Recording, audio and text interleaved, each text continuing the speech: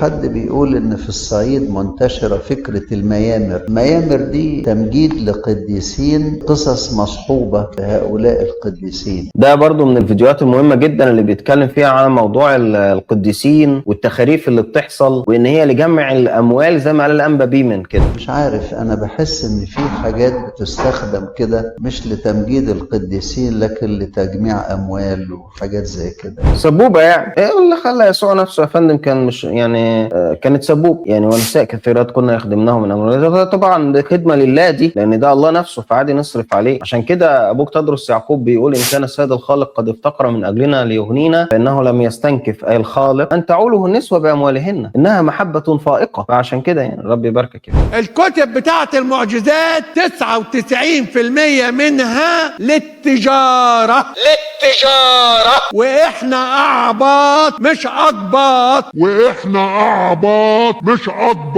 عشان تعرفوا بس، لما بنيجي نقول ان الموضوع كله سبوبة وان الموضوع ضحك على الدقون وان المسيحيين بيتثبتوا على المسيحية بالتخاريف بتاعتهم،